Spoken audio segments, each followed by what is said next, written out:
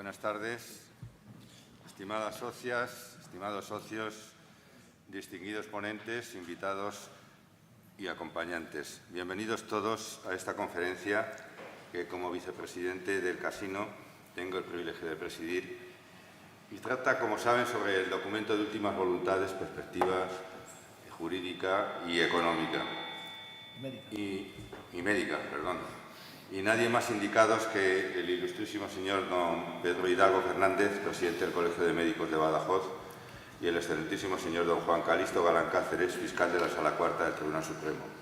Dos personalidades de reconocido prestigio en sus respectivas áreas médica y jurídica, que van a instruirnos sobre un tema tan actual como es el testamento vital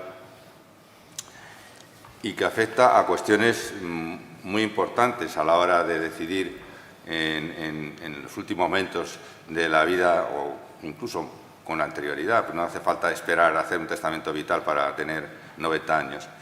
Y se trata de dejar constancia fundamentalmente, de constancia escrita de la voluntad del testador con relación a los tratamientos a que desea someterse o no, incluida, por ejemplo, la eutanasia en casos de una enfermedad terminal o irreversible, que no tenga curación, si desea ser enterrado o incinerado, si desea donar sus órganos o no, y en definitiva tiene que designar siempre a un representante autorizado para cumplir la voluntad del testador sobre esos límites o indicaciones que considere oportuno transcribir en ese documento de últimas voluntades. Y me toca además presentar a los dos ponentes de hoy, que para mí verdaderamente es un honor, porque se trata, como decía antes, de dos auténticos expertos en sus respectivas áreas. En primer lugar, el doctor Hidalgo Fernández nos ilustrará desde la perspectiva médica y lo hará muy brevemente, y yo voy a hacer una presentación muy breve porque, desde luego, el currículum de 8 páginas que tengo aquí pues daría lugar a que fuera prácticamente mi conferencia sobre su extensa vida profesional. Trabaja desde hace 40 años como médico de familia con plaza en propiedad en el Centro de Salud Azuaga de la Seguridad Social y entre sus múltiples responsabilidades ostenta los cargos de, voy a citar solamente algunos de ellos, presidente del Consejo de Colegios Profesionales de Médicos de Extremadura desde 2020, presidente del Colegio Oficial de Médicos de Badajoz desde 2017, presidente de la Fundación Colegio Médico de Badajoz desde 2008, vicepresidente del Sindicato Médico de Extremadura, miembro del Consejo Científico Asesor en Sanidad de Extremadura, etc. Es autor de numerosas publicaciones, libros y conferencias, tanto como autor, como ponente, coordinador y en algunos casos, prologuista. La perspectiva de la conferencia, eso por parte suya, independientemente que los dos que tienen en común es que están muy afincados y son excelsos protectores de Extremadura y todo lo que tenga que ver con esta región española. La perspectiva jurídica de la conferencia corre a cargo del ilustre jurista don Juan Calixto Galán Cáceres, apellidos estos de gran reputación y sentimiento por parte de todos los que somos socios del Real Casino de Madrid. Juan Calixto Galán ingresó en la carrera fiscal en el junio de 1988. Ha desempeñado su vida profesional en la Fiscalía Provincial de Badajoz a lo largo de 35 años y en la actualidad y desde el mes de enero de 2023 desempeña sus funciones como fiscal de la Sala Cuarta del Tribunal Supremo. Es autor de numerosos libros y publicaciones didácticas y científicas y tiene la consideración de especialista, yo diría más bien de experto, auténtico en derecho sanitario. Su obra, La pericial médica, patrocinada por el Ilustre Colegio de Médicos de Badajoz, obtuvo el Premio Nacional del prestigioso Diario Médico en el año 2011. En el año 2016 obtuvo el Premio Nacional de Derecho Sanitario con su obra Las instrucciones previas, una reflexión crítica, y es profesor del Máster de Derecho Sanitario de la Asociación Española de Derecho Sanitario desde hace 9 años. Ha impartido, al igual que el anterior ponente, numerosas conferencias y ha efectuado importantes aportaciones a la comunidad científico-jurídica. Su obra Medicina y Responsabilidad Legal, editada en el 2014, está presente en todas las universidades y en numerosas bibliotecas de nuestro país. Tiene además numerosos premios y condecoraciones de la Guardia Civil, Policía Nacional, Ministerio del Interior, etc. Bueno, y paro, porque me pasaría igual que con el doctor Hidalgo, tendría que seguir un largo rato hablando de su trayectoria profesional. A continuación, pues voy a dar la palabra al doctor Hidalgo para que nos ilustre desde la perspectiva médica de este tema tan importante que es el testamento vital. Tiene la palabra. Muy bien, buenas tardes. En dar las gracias al Real Casino de Madrid por la invitación que me cursó, dar las gracias al vicepresidente por su presentación y a ustedes por la asistencia, igual que a los que nos están viendo en casa, tratando en un momento de dar un pellizco para lo que a veces no queremos pensar. Hoy venimos a hablar de vida, aunque lo que realmente habla de esto es la muerte. La M de muerte es M de miedo. Yo tengo miedo a morir. Quizá como médico porque he visto tanto sufrimiento en la muerte. Tanto sufrimiento que incluso hemos sido incapaces de paliar el sufrimiento y el dolor. Del doliente y de los padecientes. La muerte es algo que hemos tratado de eliminar de nuestra casa con los tanatorios, diciendo que son cuestiones de salud o de higiene y muchas veces es por el temor. El temor, la M de miedo, la M de miedo y la M de sufrir y la D de dolor. Posiblemente, cuando nosotros vinimos a decir vamos a hablar del documento de últimas voluntades, esto lo primero que tenemos que hacer es cambiarlo, porque estos no son últimas voluntades. Primer error que tenemos que, que empezar a suplir. De ahí que este magnífico libro que decía el vicepresidente, que es Premio de Derecho Sanitario, nos acompaña don Ricardo de Lorenzo, que ha sido presidente de la Asociación de Derecho Sanitario, que tanto nos ha enseñado sobre este tema, era decir, tenemos que hablar de instrucciones previas. Por eso, estas instrucciones previas no son las últimas voluntades que pedimos cuando estamos con nuestro testamento o van a ver nuestro testamento. Se ha viciado esa parte. En Estados Unidos empiezan a hablar de instrucciones previas e incluso empezaron a decir que había que tomar la voluntad cuando la pierdas la voluntad. Es ahora para lo que venga. Por eso nosotros nos quedamos cuando en Oviedo, en el Convenio Europeo de Derechos Humanos, se empezó a hablar de la voluntad manifestada con anterioridad.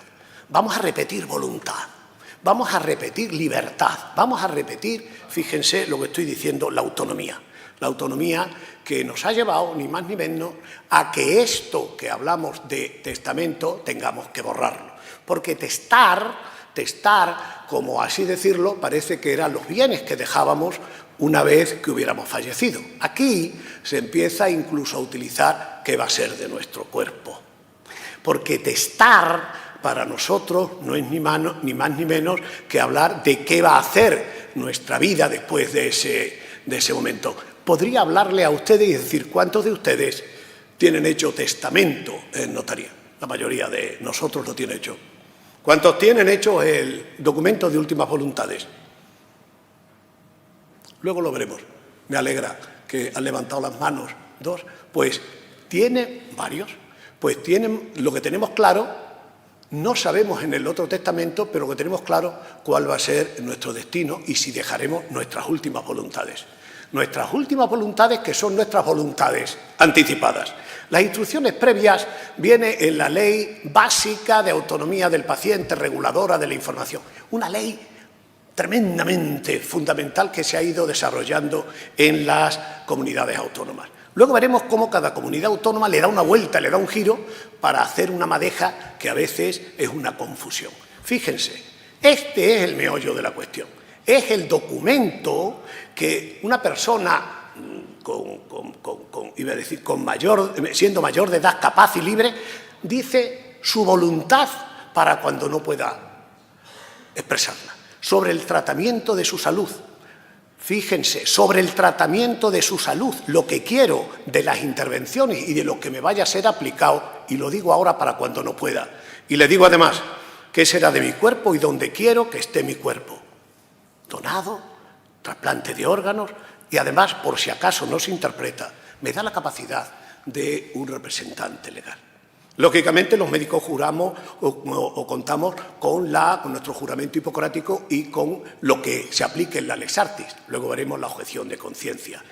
esa ley de autonomía que habla del derecho a la autonomía y dice en ese libro tremendo, Pellegrino, de las virtudes cristianas en la práctica médica, dice, la autonomía ha suplantado a la beneficencia como primer principio de la ética médica. Aquello de beneficencia, no maledicencia, no, la autonomía.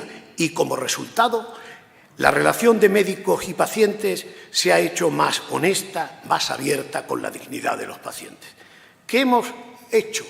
Ni más ni menos decir que moral y legalmente el paciente y solo él, y solamente a él le compete decidir sobre su salud, y no a sus familiares ni tampoco al médico.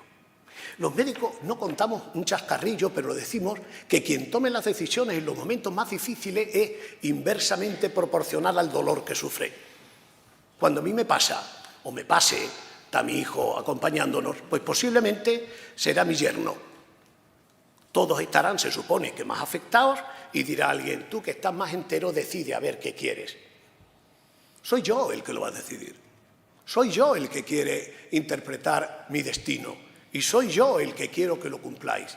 No es ni más ni menos que estando buenecito cuando quiero decíroslo a vosotros. Ahí está la ley, esa es la base fundamental. Una información asistencial en la que estamos fallando a diario. Los abogados se frotan la mano precisamente porque estamos desatendiendo todo, incumpliéndolo todos los médicos. Hoy que estamos en mesa de camilla podemos decirlo. Información asistencial. Estamos fallando en eso. Sale a la puerta el médico y dice familiares de Pedro Hidalgo. Y se presentan allí 3. Son familiares. Dice. Pero si yo no quiero que se entere mi cuñado ni mi primo hermano, quiero que se entere mi hijo o no. Y quiero que se entere mi mujer o no. Y tengo que tener recogido a quién hay que dar la información. ¿Cómo identificas tú, médico, a este familiar de Pedro Hidalgo? ¿Qué te atribuye a ti a ser dueño de esa información que se va a aplicar? La confidencialidad, esa protección de datos que quiero que lo mío lo sepa yo, usted que me atiende y a quien yo delegue. Es la base fundamental de esa autonomía, con la privacidad de la historia clínica y la autonomía de la decisión. El consentimiento informado. La mayoría de los abogados que nos acompañan saben que cada vez que tenemos un litigio, tiene un litigio con médicos, lo primero que hacen es buscar el consentimiento informado. Y rascan y fallamos el 70%. El Colegio de Médicos de Badajoz, aquí estaba don Juan Calixto también, hizo un libro que le traía para decir no es consentimiento informado, es informar para consentir. Me lo tiene usted que decir de tal manera que yo pueda entenderlo. Me lo tiene que decir para que mi madre, que tiene 97 años y me vive, lo entienda. Igual que tiene decisión y tiene autonomía para votar en unas elecciones, tiene que darte el permiso para que la operes de cataratas. Y se lo tienes que decir en un nivel que ella lo entienda. No eso de me lo va a explicar la enfermera ahí delante y no se lo lea porque no haga gracias. Porque si usted se lo lee, quizás no se opere. Las gracias aquí las justas. Es un derecho el informar para el consentir. Si no doy mi consentimiento, no te voy a dar la posibilidad de, aunque creas en esa beneficencia, puedas tener esa intervención de salud. Por eso, cuando hablamos de las instrucciones previas, es cuando el consentimiento informado ya no va a poder ser, porque mi voluntad está quebrada y ahí te voy a manifestar anticipadamente la voluntad. Y se crea la figura del médico responsable. Ustedes dirán, bueno, no, porque en mi caso, al ser médico que lleva atendiendo a su familia, a mis pacientes, el médico responsable es el que recibe de las distintas especialidades, recibe toda esa información para aplicarla al paciente. Pero hemos visto cómo en un hospital llega el paciente y hemos estado un paciente que se muere en un barbecho, que es terreno de nadie. El traumatólogo lo ingresó, el cardiólogo hizo una consulta interna, el otorrino porque se mareaba, luego llegó el psiquiatra porque estaba demenciándose y entre todas la mataron y ella sola se murió. Pero lógicamente tiene que haber un médico responsable. Y viene en esta ley el médico responsable, sería el médico de cabecera dentro del hospital. Por eso esta ley lo que nos viene a decir es que yo, cuando pueda, daré mi consentimiento. Y cuando no pueda, lo habré dado con las instrucciones previas. Esa sensación de decir, ¿qué hago yo allí sentado con esa barba blanca y cómo informo a mi paciente? ¿Cómo se lo digo? Por eso se agradecen estas reuniones o las que venimos dando en hospitales o en otros centros. ¿Dónde se lo decimos al paciente? ¿Qué le digo? Manolo, yo creo que deberías de hacer instrucciones previas. ¿Sabe lo que me diría? Tan mal me ve usted, don Pedro, a mí como para que las haga. ¿Cuándo se lo digo? ¿En la calle? ¿En el bar? ¿Dónde se lo digo? Por eso cuando decimos debemos de informar, ¿y quién debe de informar? ¿Y dónde? Tendríamos que utilizar precisamente nuestras consultas, estando el ciudadano no paciente, no enfermito, para crear esa sensación de que es necesario, igual que el otro testamento cuando vamos al notario. Porque aquí se reúne perfectamente todas nuestras voluntades. La voluntad es personal, aquí no entra el sanitario, es revocable por si decido otra cosa, pero además es cuando estoy vivo y además será para cuando haya fallecido. ¿Ante quién? ¿Y con quién? ¿Y para quién? Porque no es para mí, es para mis hijos, para darle tranquilidad y sepan lo que su padre un día, hablando en casa, le dijo, pues yo lo que quiero es que me incineren, o no, y cuando haya pasado, de buenas a primeras, no la da tiempo a decir, pues papá dijo que le quería ser con el abuelo, y papá dijo que lo que quería era su casa, y lo que dijo es que no quería eutanasia. ¿Pero dónde se recogió eso? ¿Y si no está el hijo? ¿Y si no está el hijo y ni está la mujer y estoy solito? Esta parte decía, ¿con quién debo de hacerlo y ante quién? Ahí viene ya la confusión tremenda. Porque fíjense lo que hemos sido capaces de desarrollar las distintas comunidades autónomas, donde en algunas nos dice el notario, en todas, una con 3 testigos y otra incluso ante un funcionario del registro o sanitario. Pero algunas incluso nos vienen a decir que los testigos pueden ser mayor de edad. Aragón dice que con 14 años es suficiente, otras que con 16 por ser menor maduro. No nos ponemos de acuerdo en una ley, no nos ponemos de acuerdo según las autonomías. Uno de los errores que está llevando, porque uno no va a ir con su historia clínica cargado aquí, debe de estar en el registro nacional y debe de estar además en su historia clínica. Miren cómo se llama en España. Unos le llaman voluntades anticipadas, otros instrucciones previas. En Extremadura le rizamos el rizo y dijimos expresión anticipada de voluntades y así sucesivamente. Fíjense lo que tenemos. Así que no sabemos a veces si tengo hecho las voluntades anticipadas o la expresión anticipada. Sirva este ejemplo para lo que les pongo. Fallo nuestro. En una encuesta hecha a médicos por la Universidad de Extremadura, el doctor Casado decía, oiga, ¿te has leído la ley? El 28. Los otros, como dirían en Extremadura, un cacho. ¿O no? ¿Cómo lo vas a explicar si no te lo has leído, querido? ¿Cómo lo vas a interpretar? Los médicos hemos presumido de que nos interesaba nada más que el Harrison y la medicina interna y dejábamos las leyes, no me interesaba. Y siempre que nos han dado es por un fallo de este tipo de ley. Por un dolor torácico atípico, cualquier abogado de los hábiles que hay aquí, en la medicina es la Lejarty, y a ver si me entiendes. Pero con esto no. Porque nosotros decimos que hacemos un desconocimiento. Fíjense en el Ferrol. Te dicen, oiga, ¿usted cree que es necesario el 90%? ¿Usted lo tiene hecho el 5%? ¿Sería conveniente que lo tuviera su familia? Sí. ¿Se la ha leído? No. Dice, pues usted que viene de un colegio de médicos está tirando piedras a... No, estamos poniendo una realidad. Porque yo le diría, ¿y usted se lo preguntó? ¿Y usted tuvo interés en que se lo explicara? Porque lo que estamos haciendo no es ni más ni menos una catarsis para tratar de ayudarnos, de que nos ayuden en esos momentos y que nosotros, los médicos, podamos ayudar mejor de lo que lo hacemos. Miren el panorama que hay en este país. Miren el panorama que hay en este país, donde en Extremadura estamos en el 2,51.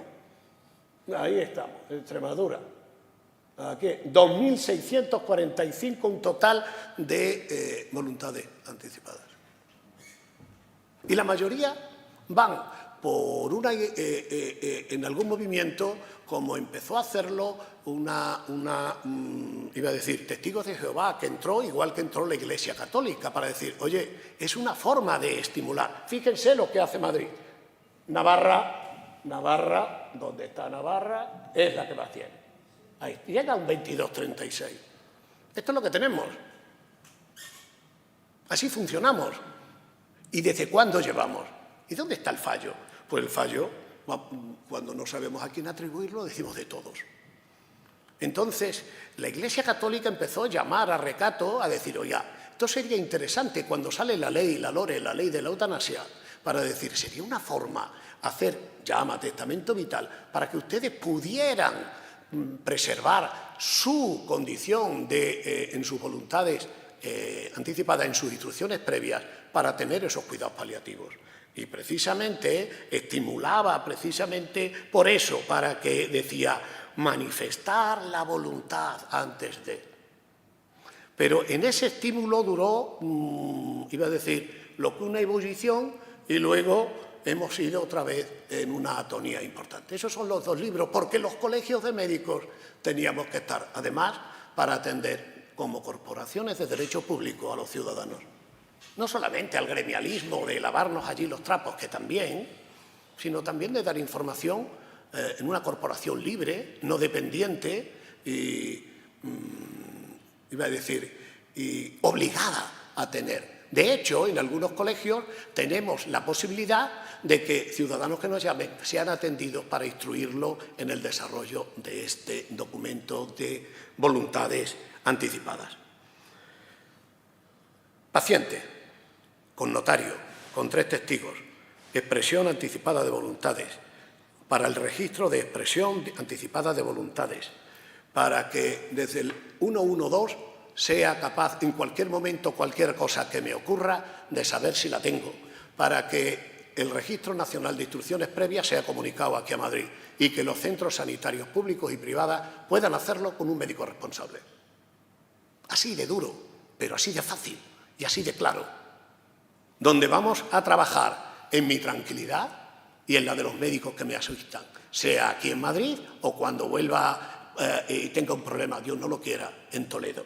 De ahí que se ponga lo de, iba a decir, los criterios que deseo que se tengan en cuenta. Si yo le preguntara a ustedes, ¿tienen miedo a morir? Uno me diría, soy católico y voy y creo en la resurrección. Yo soy católico. Lo confieso siempre y digo, bueno, quiero entender la vida después de la muerte, porque si no, como dice la Biblia, estaríamos haciendo el mayor de los ridículos, pero lo que no quiero es sufrir. Tengo mucho miedo al dolor. Y aquí venimos a decir lo mismo, aliviar. Por eso hablamos del respeto, de no prolongar la vida, de no tener el encarnizamiento terapéutico, la obstinación. Quiero que mi cuerpo sea tratado correctamente, donde no quiero que mis familiares tengan, familiares que yo designen, una información que yo no deseo. Y quiero que estas medidas sean recogidas. ¿Pero cuándo debe de ser? Cuando yo diga en esas situaciones clínicas, cuando tenga un estado, imagínense, neoplásico diseminado, donde están terminadas todas las posibilidades de recuperación, donde hay una situación de la agonía, entendiendo la agonía los últimos días que preceden a la muerte, donde hay una enfermedad incurable. Las instrucciones que doy a los médicos en las actuaciones sanitarias es, cuando llegue la hora, me ayudas a descansar. No me hagas experimentos. Cuando llegue la hora, no trabajes en mí. Cuando llegue la hora, la sedación paliativa, para que yo, sedadito, tranquilo con mi familia, no sufra. Y te lo digo a ti, porque quiero que haya un médico responsable que sea consciente de que tiene que cumplirlo. Aunque ese médico pueda tener la objeción de conciencia, que ahí esa objeción de conciencia también está contemplada. Cuidados. Daros cuenta que estamos hablando de cuidados. Hemos pasado del tratamiento a los cuidados, porque los médicos no estamos enseñados al fracaso de la muerte. Los médicos, cuando vemos a un paciente, le decimos terminal y nos parece que ya hemos terminado con ello. Un craso error deontológico, pero cuando vemos que no vamos a triunfar, permítanme la expresión, dejamos al paciente, si no en abandono, si en un cierto desahucio. ¿Qué le voy a hacer? Total, ya está. Es una situación que nos viene a hablar de cuidados. Recuerden lo de los cuidados. Pero esa persona que está cuidada sabe cómo la tienen que cuidar y cómo quieren que cuidarla. Y saben los que están a su lado cómo quieren que la cuidemos. Y saben que tiene la tranquilidad de que mamá lo dejó escrito. Y siempre nos dijo lo que quería. Y quería estar en su casa. Por eso, cuando hablamos de trasplante, díganlo ya. No lo digan en el momento tan horrible que tiene que salir el médico después del problema, del accidente. Decirle, ¿su hijo hubiera querido? Tenemos incluso hecho un libro, cómo dar las malas noticias. Están deshechos los padres, la familia, los hermanos, y salgo a decirle, y Juan, con lo altruista, con la buena persona, hubiera querido que sus ojos siguieran viendo en otra persona, en ese momento. Y Juan dijo algo y sale uno, yo lo oí una vez decir, y me hago caso de lo que dice. ¿Y por qué no lo hemos hecho cuando tenemos tan claro que el final, lo que queremos, decimos no sufrir y el final lo tenemos seguro? En Extremadura, que empezamos a hacer esto, creamos y desarrollamos mucho lo del médico responsable. Créanme que no es una cosa baladí. Te mueres solo en el hospital. Y te ve el de guardia o el de urgencias y no llegas a saber con tu médico responsable de qué va la película. La película de tu vida, la película de tus cuidados. Y de viernes a lunes ten cuidado. Bueno, sí, ten cuidado porque estamos hablando de tu cuidado. No estamos hablando de que no hay nada urgente ni para llevarte a quirófano. Pero quiero que usted sepa que le entregué mis últimas voluntades, pero estaba en ese que usted llamaba de mis instrucciones previas, en la pestañita del sistema JARA, que es nuestro sistema informático. Y usted tiene que respetarlo y tiene que razonarlo en la historia clínica. Y usted tiene que informar y aconsejar a todos los que van a trabajar. Y si tiene objeción de conciencia, puede, ni más ni menos, atribuirse la posibilidad de, como tengo en la objeción de conciencia ante lo que he pedido, que luego veremos si es una eutanasia o es un suicidio asistido. Nuestro documento de voluntades anticipadas, que viene a decir lo mismo, viene a decir lo que quiero, ese es el documento, no sufrir, dónde va a estar registrado, que no me duela, cuándo tengo que hacerlo, en qué situaciones y sobre todo, más que lo que quiero, lo que no quiero. Siempre que se me apliquen, que no me hagan, que me dejen, que me auxilien y que lo tengan registradito en el registro nacional para que esté donde esté, siempre puedan llegar a él. Objeción de conciencia, que es lo que llamamos el conflicto entre la ciencia y la conciencia, entre lo que sé y me permite mis creencias. Eso está en la ONU, pero está recogido en nuestra Constitución para que podamos tirar de ella. Todas las comunidades autónomas tienen leyes o decretos que han sacado sobre esta misma actuación de la objeción de conciencia. Pero el Código de Deontología Médica, recientemente aprobado, viene a decir lo mismo. La objeción de conciencia es un derecho del médico. Un derecho del médico que además no le tiene que llevar ninguna actuación de lista negra para saber si se acoge usted a la objeción de conciencia. Decíamos en el primero que está obligado a atender y aquí decimos que tiene que respetar las instrucciones previas o las voluntades anticipadas. En ese documento de trabajo, lo que veníamos a decir los médicos es eso, ayudar al bien morir. Ayudar al bien morir. Parece que los médicos no teníamos atención al final de la vida. Hemos tenido que sacar los cuidados paliativos, cuidados y la sedación en la agonía.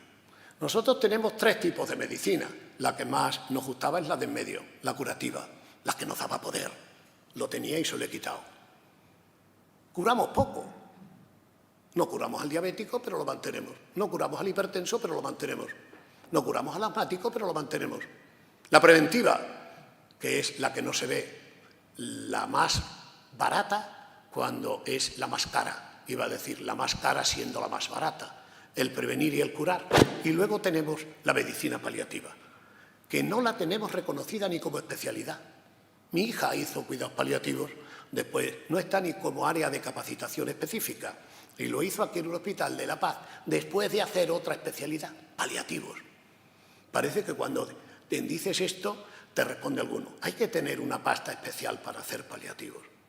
Cuando una sonrisa de al que le duele le deja de doler, vale o tanto más de al que crees que curaste y no vuelve por la consulta.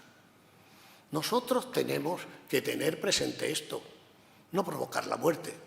Y tenemos que decir además que la sedación paliativa es éticamente aceptada. Y nosotros sabemos que hay que coger una puerta. Ustedes sabrán por dónde quieren salir. ¿Muerte digna? La muerte no es digna. La muerte es muerte. Lo digno es la vida. Vivir dignamente. Aquí hemos llegado a hacer una ley de eutanasia antes que la ley de cuidados paliativos e incluso que desarrollar la ley de dependencia. Les voy a confesar una cosa. Como decía el presentador, llevo 40 años trabajando en la misma localidad. Algunos habré visto y algunos habré asistido hasta su muerte. Ninguno me ha pedido morir. Ninguno. ¿Saben lo que me han dicho muchas veces? Así no puedo vivir. Así no puedo vivir. Para vivir así es mejor morirse. Pero cuando a ese paciente hemos sido capaces de que con una ley de dependencia esté limpio y aseado y cambiado el pañal, cuando hemos sido capaces esa ley de dependencia que tome la medicación porque tiene alguien que lo asista, cuando ha tenido cuidados paliativos y le hemos quitado el dolor y ya no tiene esos síntomas tremendos, refractarios, imposibles de vivir con ellos, el día que lo visitaban los hijos te decía, menos mal que he vivido para verlos. Lo de no vivir así a no querer vivir. Por eso tenemos que elegir una puerta. Ustedes pueden decidir sobre cuál de ellas. Ahí está la muerte, el suicidio asistido. Cuando se hizo aquella película célebre, no era eutanasia, era suicidio asistido. Yo le doy a usted los líquidos, usted se los administra y fallece. O la eutanasia. O bien, optamos por cuidados paliativos y la sedación paliativa, sin esa obstinación ni esa limitación, y esa limitación del esfuerzo terapéutico. Porque lo que queremos es la buena muerte. La buena muerte con auxilios y con consuelos. La medicina paliativa que no acorta, pero deja morir. No acorta la vida, no mata, pero te va a dejar vivir y decidir vivir los días que vivas, pero viviendo. Aunque lleguemos a disminuir esa prolongación de la obstinación terapéutica. Los cuidados paliativos nos mejoran a los pacientes y a sus familiares y los podemos aplicar tanto en domicilio como en hospital. Pero fíjense en lo de hace unos años, muriendo con dolor. Muriendo con dolor. Eso, el clamor social que se decía de la LORE, la ley de la eutanasia, ¿dónde está ese clamor social? Hay clamor social por tener cuidados paliativos. Por quitar dolor y no solamente dolor, los otros síntomas refractarios de la fiebre, del vómito. Es decir, de una sensación de no poder vivir así. Por eso la sedación paliativa no es ni más ni menos que esa administración de fármacos para que bajando el nivel de conciencia podamos superar los síntomas que de otra manera con fármacos es imposible. Esa limitación que decía, no hagas más, déjalo ya. No se puede hacer más, no intentes más. A veces, ahí, esa medida terapéutica que decimos es el médico el que debe de tomarla. La otra, la adecuación del esfuerzo terapéutico, es cuando se dice, ya basta. Ya basta. Hemos llegado a un punto donde conviene ni más ni menos aceptar que la puerta vamos a cruzarla. Vamos a ver en esa obstinación como una desproporción que nos hace ni más ni menos alargar la agonía. Ese suicidio asistido, que está dentro de lo que llamamos terminar con nuestra vida, o la eutanasia, con la LORE, la ley del 3 del 2021, viene a poner en manos como un derecho que uno pueda, en situaciones especiales, no es motivo de esta jornada, pero en situaciones especiales, cómo quiere terminar su vida, calificando y cumpliendo una serie de protocolos, calificando de una enfermedad incurable y terminal. Muy bien, el abandono no deberemos hacerlo nunca. a ese paciente aunque creamos que está desahuciado. Por eso, para terminar, los médicos nos gusta decir que no hay enfermedades, pero hay enfermos que las sufren. Y a los médicos nos gusta curar, que no lo hacemos siempre, pero siempre podemos consolar. A los médicos nos llega a tener que atender al que muere y queremos que muera sin dolor, porque es deber del médico, obligación de la Administración sanitaria y derecho del hombre, del paciente. El tener que ninguna persona muera con dolor, el hacer que ninguna persona tuviera que morir con sufrimiento, era la base de esta jornada en donde nosotros teníamos que tener nuestro documento de instrucciones previas. Estas son las mías, simples, las puede confeccionar así. Yo no quiero la eutanasia, no quiero la obstinación terapéutica, no quiero el paternalismo médico, no quiero morir solo. No quiero que prolonguen mi agonía y no quiero la incineración. Hoy está mi hijo y ya no tiene que leerlo, lo está escuchando. Sí quiero los cuidados paliativos, no quiero sufrir por dolor, quiero ese aseo y el decoro con mi cuerpo, quiero un funeral católico, quiero auxilio espiritual y quiero una sedación paliativa. Y lo digo y lo firmo porque es la planificación anticipada de mis voluntades. Espero que desde esa casa que es de los médicos de Badajoz, que está a su entera disposición, podamos, ni más ni menos, recibirlos cuando ustedes quieran y permítanme que dedique a los médicos que dan y dedican su vida a dar vida. Muchísimas gracias.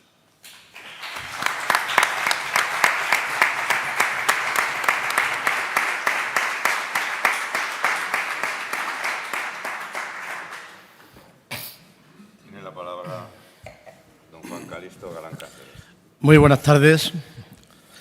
En primer lugar, me resulta obligado dar las gracias sinceramente a la directiva del casino, especialmente a don José Manuel González, por haber contado con nosotros para este tema que yo honrada y humildemente creo que es interesante para todos. Y, bueno, pues doy las gracias también a todos los amigos y a todos ustedes por acompañarnos aquí hoy. El doctor Hidalgo, que para mí ha hecho una intervención magnífica, hablando desde una perspectiva del médico, del facultativo y también, bueno, pues teñida un poquito de esa sensibilidad que le caracteriza como profesional de la medicina y de su amplia experiencia como médico de familia, que ciertamente es el tamiz personal donde tiene una primera visión de todo esto.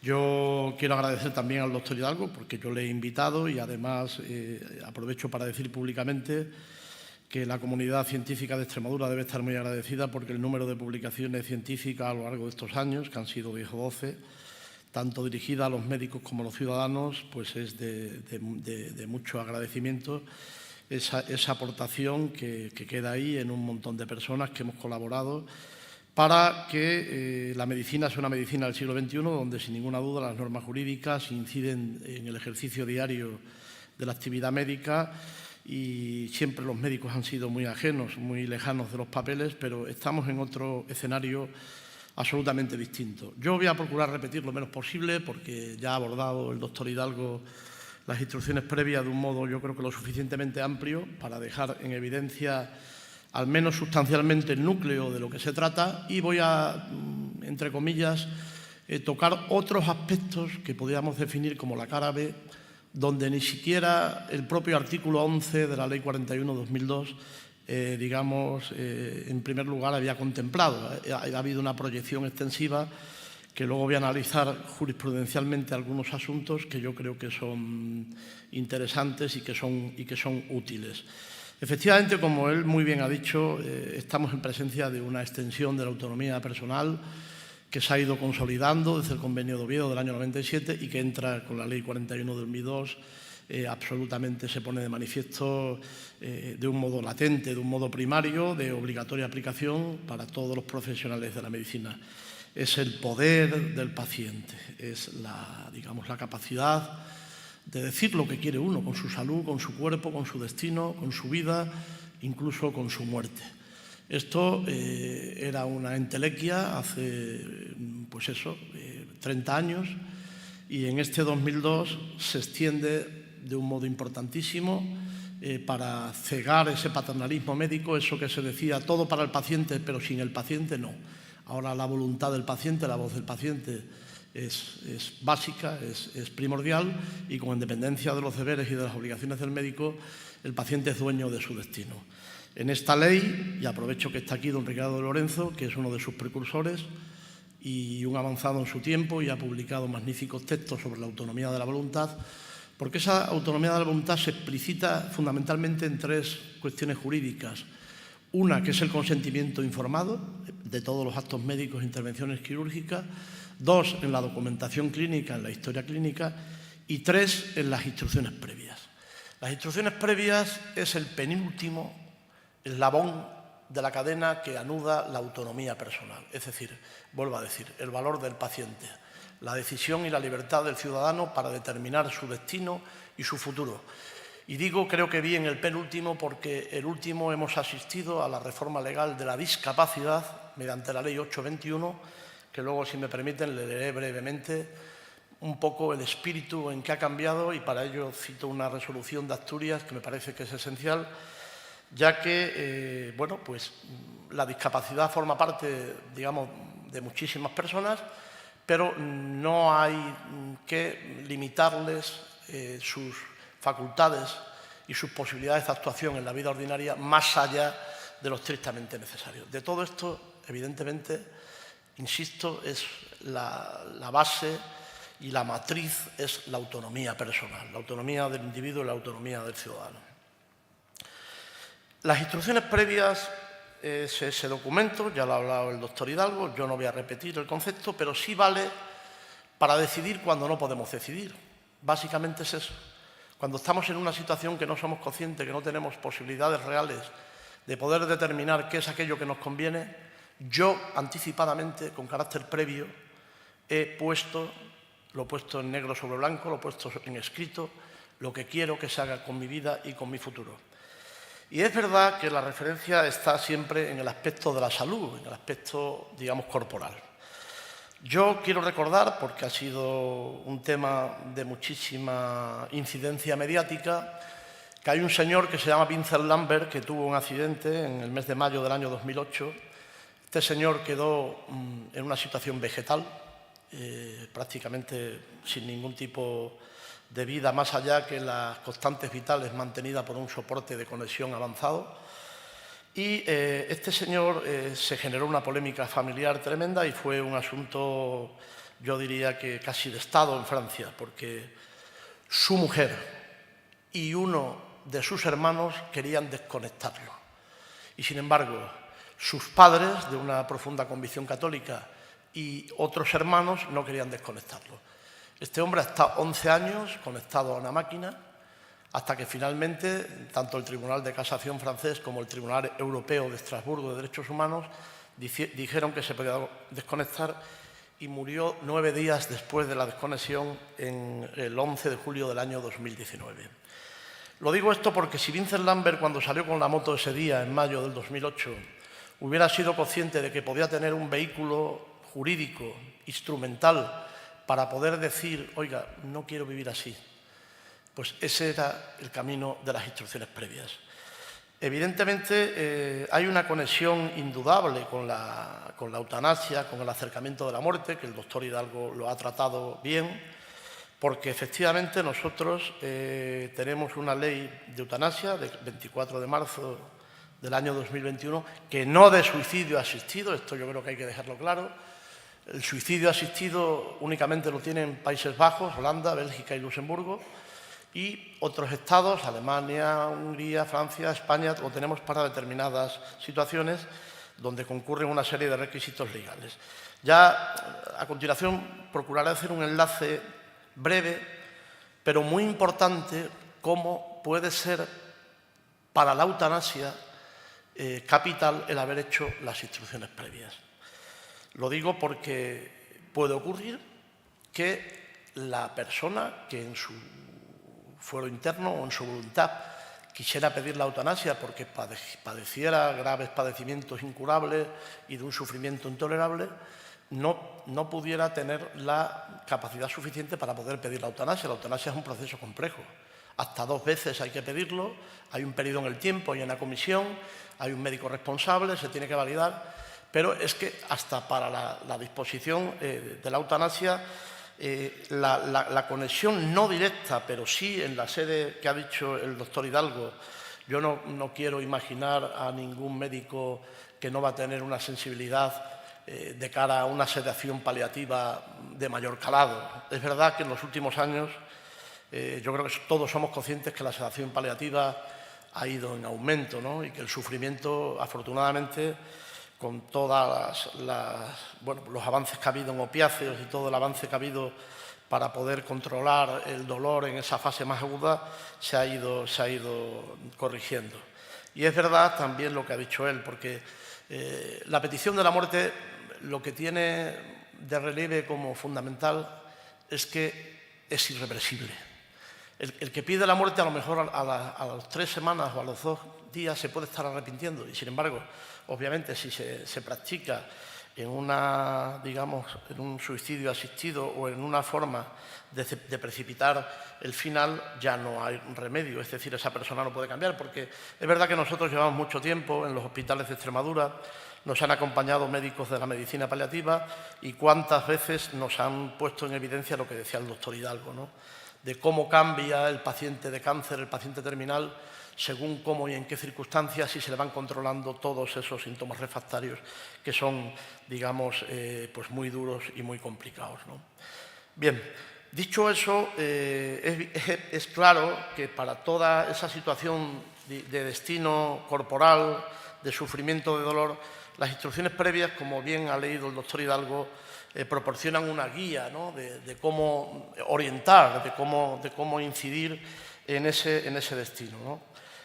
Todas las comunidades autónomas tienen su regulación.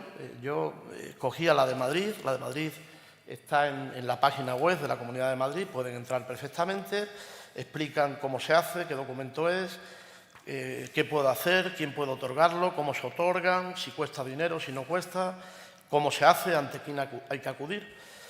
Aquí únicamente en la Comunidad de Madrid hablan de las unidades administrativas, hablan de un programa, de una aplicación que se llama Areteo.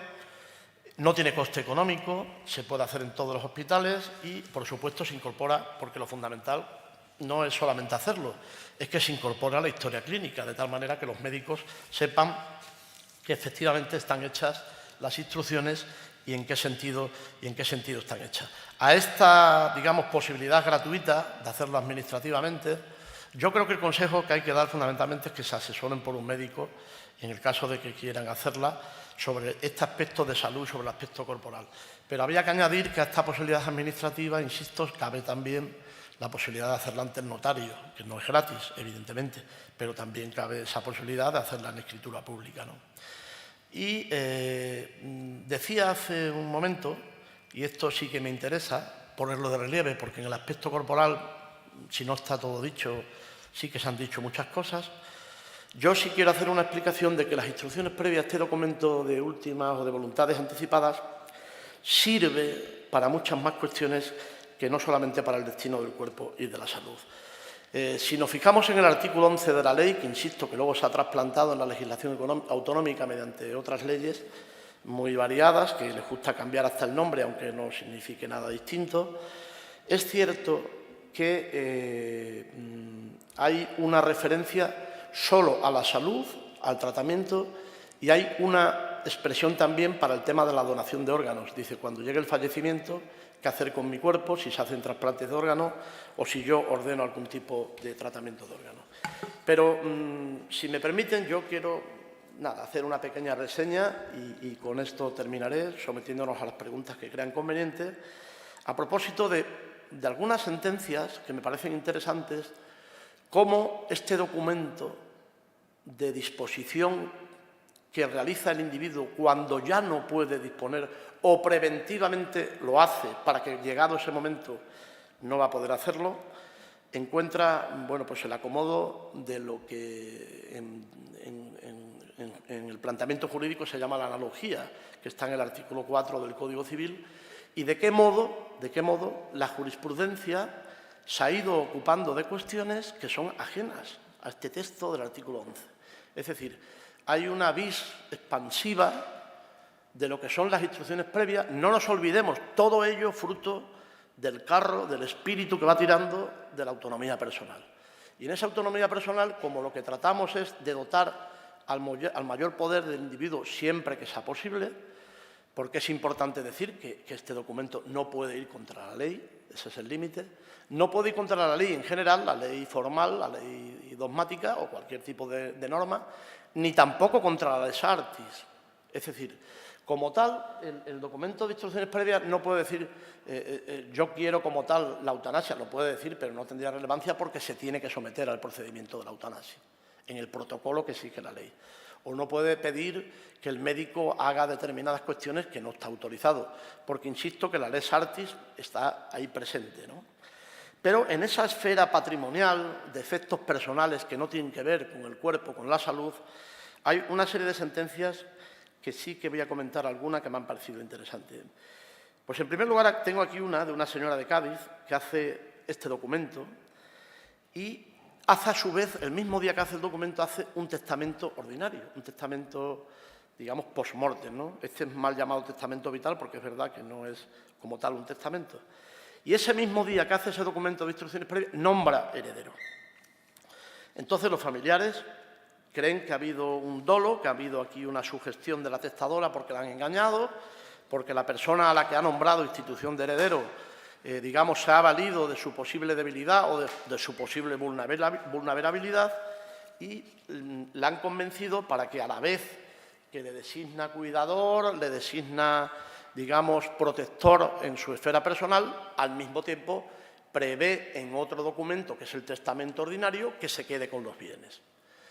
Dicho eso, es un auto del Tribunal Supremo de un recurso de 23 de mayo del año 2018 que procede, insisto, de la Audiencia de Cádiz y el Tribunal Supremo, luego de analizar toda la prueba del médico forense y de los informes periciales, dice que no, que la señora tenía plena capacidad, que la señora era consciente de lo que hacía y que la señora, al mismo tiempo que otorgó las instrucciones donde nombraba cuidador, etcétera, hizo a su vez el testamento y, en definitiva, no le da la razón a las personas que habían impugnado esa decisión.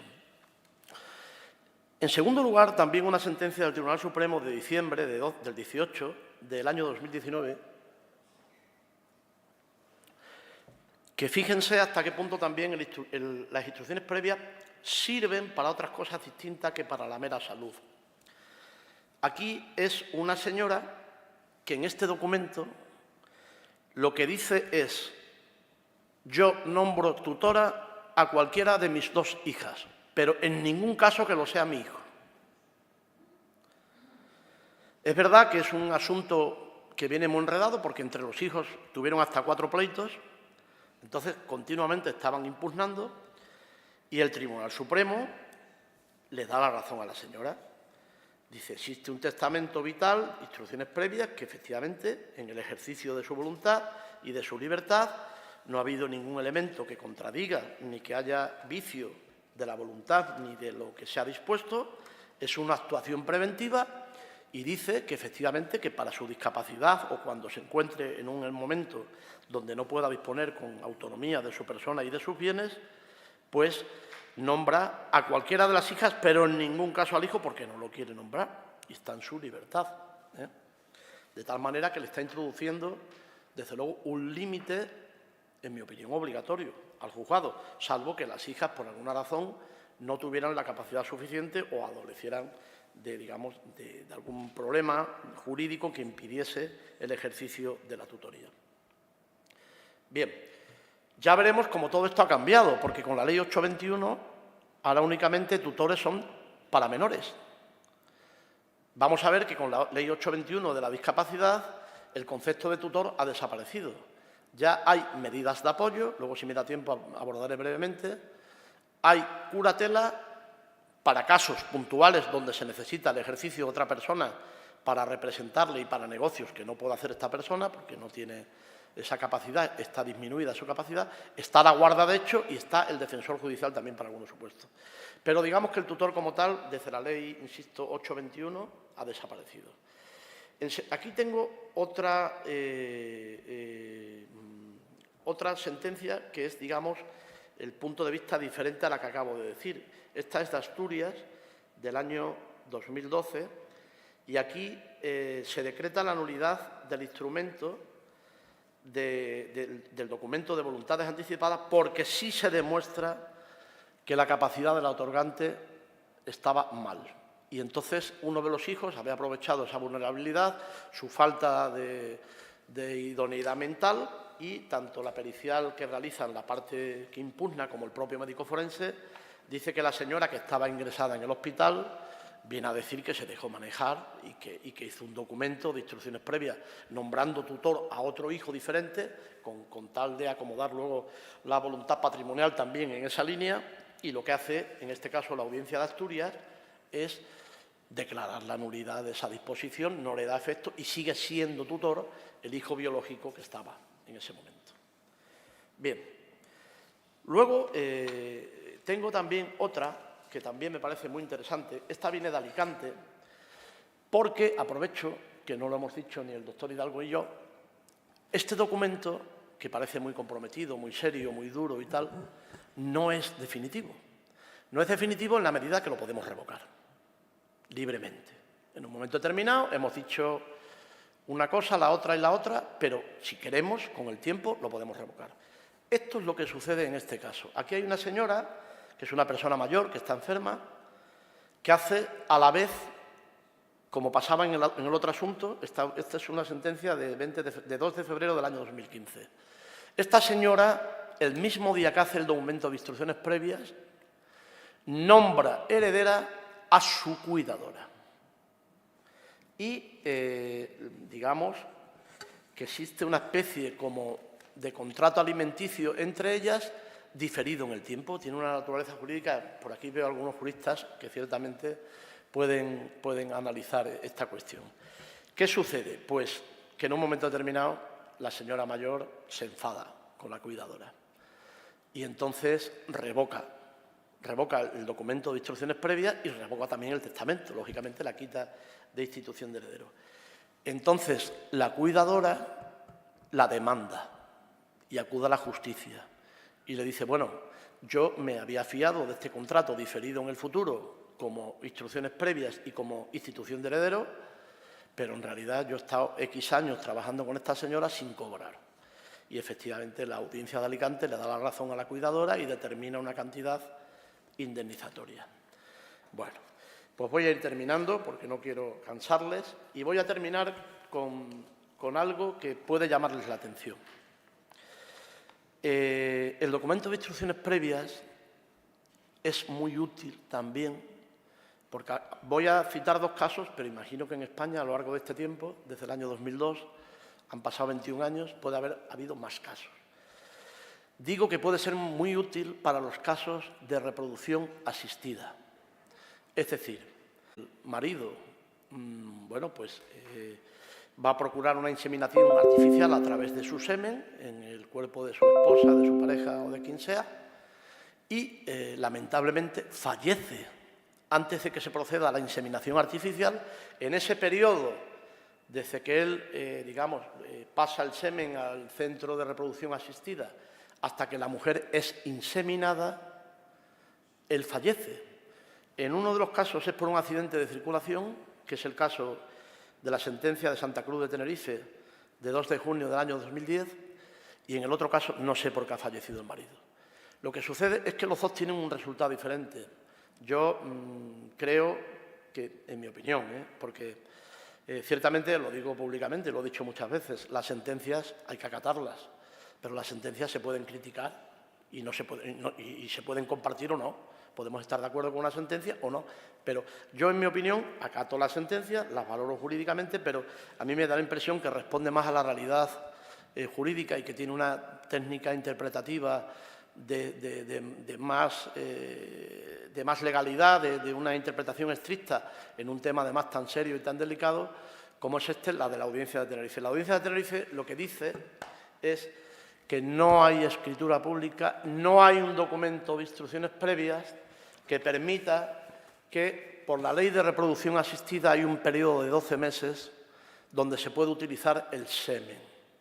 Pero este señor que había aportado el semen sin ninguna instrucción específica para que fuera inseminada su mujer, a lo mejor pudiera ser que tuviera otra pareja, una tercera, o pudiera tener en el futuro otra relación, o quería que el semen...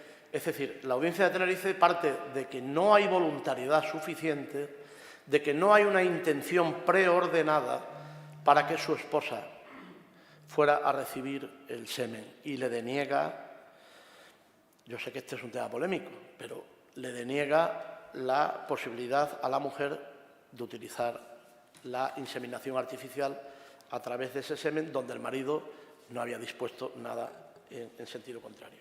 Sin embargo, y con esto prácticamente voy a terminar, hay otra sentencia de la Audiencia de Barcelona de 11 de octubre del año 2017.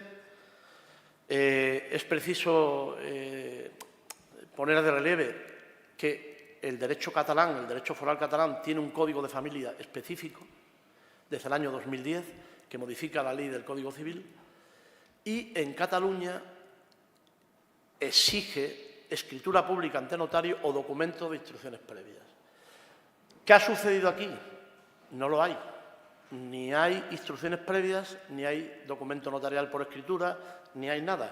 Únicamente hay un documento sanitario en la clínica donde el señor que, digamos, aporta el semen, sí hace una instrucción por escrito como documento sanitario, ni en presencia notarial, ni con las características de documento de voluntades anticipadas, pero el juzgado de primera instancia de Barcelona se lo denegó, con el mismo razonamiento que en Tenerife. Usted no ha cumplimentado las instrucciones previas, a mí ese documento es un documento privado que usted ha formulado ante el centro médico, no me vale, no hay escritura notarial y, por tanto, lo siento, pero esto no funciona así. Sin embargo, yo creo que en una interpretación voluntarista, sin ninguna duda, bien intencionada, pero desde un punto de vista del artículo 92.7 del Código de Familia, no lo respeta, porque el Código de Familia de Cataluña dice que tiene que ser o voluntades anticipadas o escritura pública. Pero digamos que hay una extensión, la audiencia dice, bueno, en un tema tan importante puede ser cuestionable, no tenemos que atender tanto a los criterios formales, esto no es un requisito constitutivo, cuando sí lo es en el 92.7, y en definitiva, por ese documento, pues aunque no haya voluntades anticipadas, sí que aprovechan para, pues hacerlo, ¿no?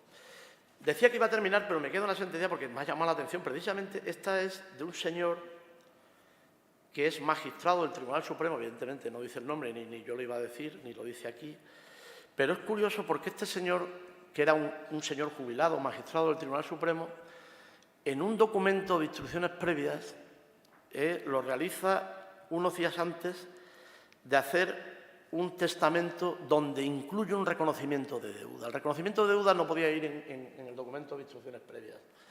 Entonces la sala dice, porque evidentemente tenía una enfermedad terminal, este señor fallece, y la sala tiene que analizar el valor del reconocimiento de deuda en relación con el resto de herederos. Porque claro, con ese reconocimiento de deuda es obvio que era a favor de un hijo, estaba beneficiando más a un hijo que a los demás. ¿Qué hace la sala? La sala toma como referencia el documento de instrucciones previas por la similitud de la fecha. Y dice, como el documento de instrucciones previas no adolece de vicio de ningún tipo, ha sido legalmente hecho, no se ha practicado ningún tipo de anormalidad, ni se ha puesto de relieve ningún tipo de vicio, de consentimiento, ni de voluntad, ni de nada, estimamos y lo sitúa de un modo indirecto como un faro iluminador de dar validez a ese reconocimiento de deudas. Bueno, pues yo quería terminar agradeciendo la presencia de mi hermano, de mi cuñada Pilar y también, que me acuerdo mucho, de mi hermano José Ángel, que tantas veces ha estado aquí en este salón y que en paz descanse, que se lo llevó el COVID. Desde el cielo me está mirando. Muchísimas gracias por su atención. Si me permite. Con tu permiso. Es una postilla lo que decía.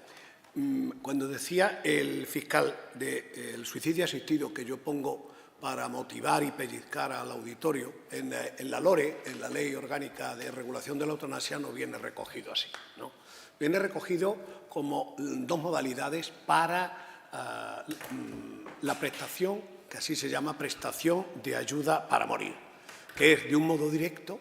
Soy yo, el médico y el sanitario, el que de manera directa aplica una sustancia al paciente, al ciudadano, y la segunda es la prescripción o suministro por parte del profesional para que sea esa persona la que se lo aplique.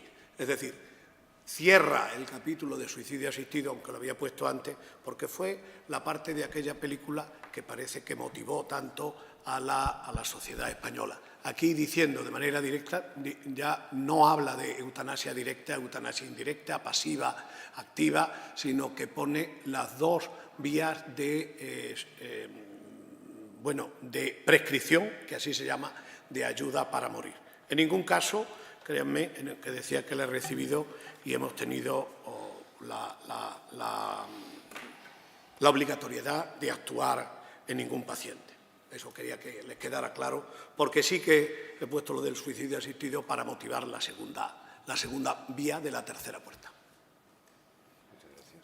Muchas gracias. Se abre ahora un turno de preguntas.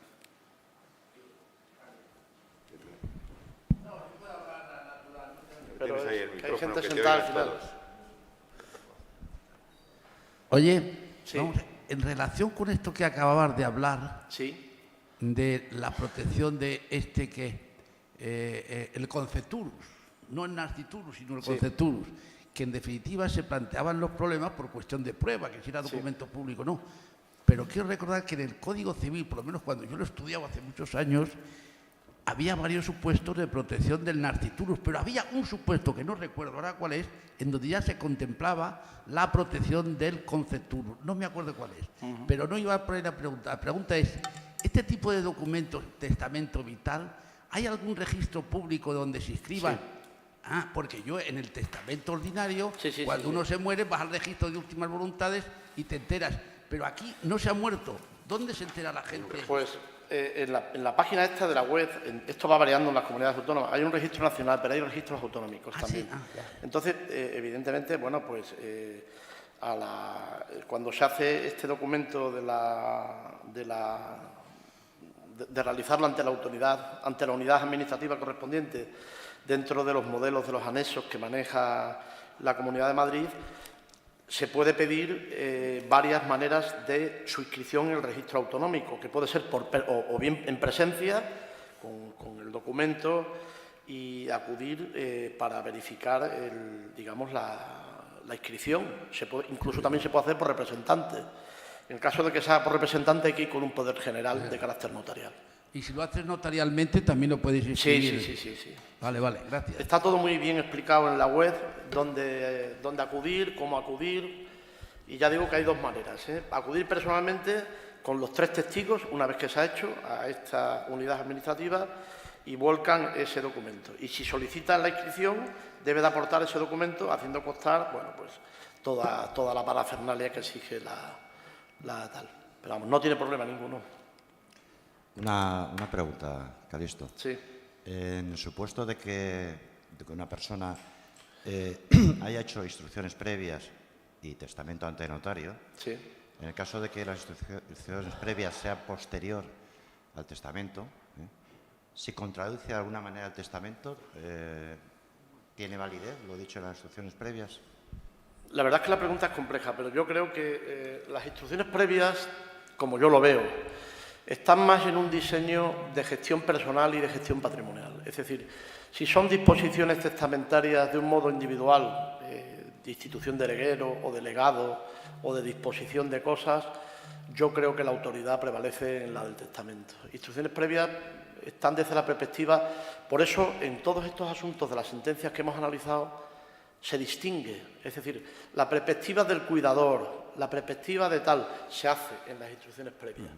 ¿Quién quiero que me cuide? Ahora son medidas de apoyo, es curioso, pero fíjense, me ha encantado, porque esto lo dicta un juez de primera instancia, que puede valer tanto como un magistrado del Supremo, y este señor Ángel Luis Izquierdo, en una resolución del 2008, fíjense que lejos estaba la ley de discapacidad, dice que se debe tener en cuenta que para tomar medidas de protección de una persona en el ámbito de la discapacidad se tiene que hacer siempre para proteger o mejorar las condiciones de vida o de sus familiares dentro del entorno social. Por eso hay que tener claro en esa discapacidad el porqué, el para qué, la extensión y los límites, es decir, los planteamientos que hemos tenido hace unos años, que la incapacidad no permitía ni siquiera votar, donde, bueno, pues una persona incapacitada era una persona absolutamente negada, era una persona lastrada por completo.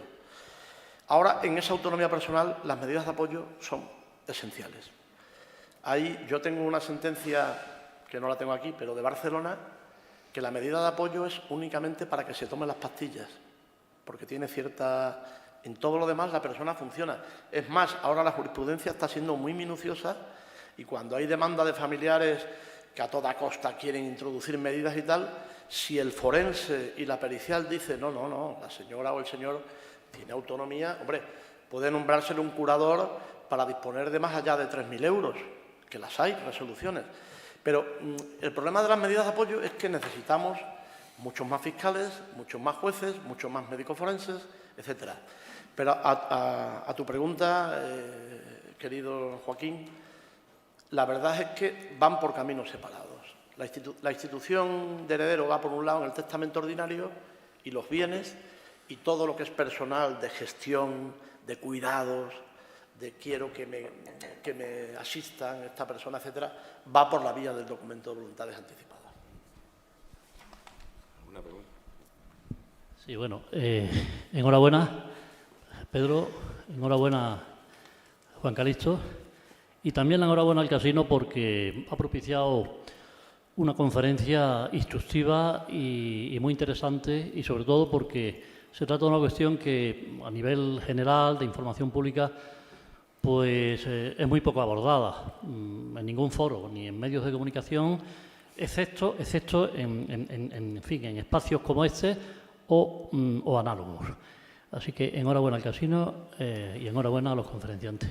Y yo quería plantear una cuestión relativa brevemente, por el tiempo ya, relativa al contenido de las instrucciones previas, porque Juan Calixto se ha referido a la jurisprudencia en lo que se refiere precisamente a ese contenido y a la litigiosidad que ha originado ese documento sobre instrucciones, porque el paciente ha introducido en ese documento, que en principio debe ser solo de aspectos personales, yo entiendo que legalmente debía de centrarse el contenido de ese documento desde el punto de vista legal, sobre todo por seguridad jurídica y porque el que hace la instrucción, el que formaliza la instrucción previa, tiene en ese momento posibilidad también de, en un documento privado, al margen, vía, no digo ya testamento abierto, que hay que ir al notario, o testamento cerrado, que hay que ir al notario también, sino por vía de un documento privado, un testamento hológrafo.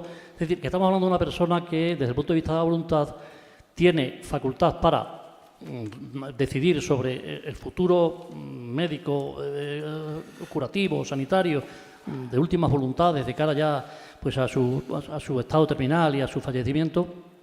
Y entiendo yo que, delimitado ese documento de instrucciones previas, probablemente la litigiosidad a la que se ha referido Juan Calixto pues hubiera disminuido, porque el documento tiene un contenido y todo lo que no establezca la ley que debe de estar en ese contenido, pues se tiene por no puesta la cláusula o la disposición en cuestión, y como siempre ha habido una reserva a esa persona, a ese paciente, para en otro documento disponer sobre herederos, patrimonios, legados, etcétera, Quizás esta reflexión hago yo sobre el contenido de la instrucción previa. Esta es una reflexión que hago yo, que yo no sé si merece la pena una respuesta por vuestra parte. La pregunta que yo hago es, desde el punto de vista práctico y hombre, acordándome un poco yo de mi experiencia, los testigos de Jehová han planteado muchos problemas en lo que se refería a la transfusión de sangre y resolvía el juzgado de instrucción. Desgraciadamente o afortunadamente, yo no recuerdo ningún caso en el que se haya denegado la autorización de la transfusión porque ya sabemos que los testigos no autorizan la transfusión por razones morales, religiosas, etcétera.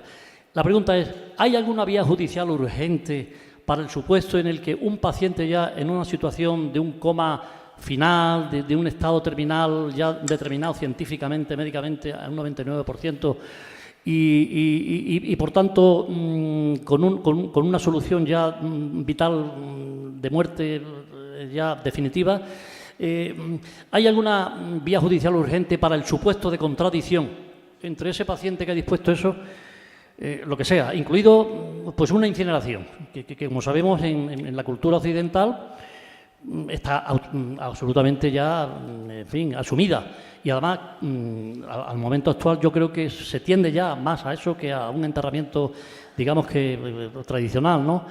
¿Hay alguna vía judicial urgente? La pregunta es, para resolver una contradicción entre ese paciente que dispuso una incineración, por ejemplo, y una familia que por razones religiosas, porque pertenece a un país árabe, a un país asiático, que la incineración no es admisible, etcétera. ¿Hay alguna vía judicial urgente, como la había y la hay, entiendo yo, para las cuestiones relativas a la transfusión de sangre de personas que están integradas en testigos de Jehová?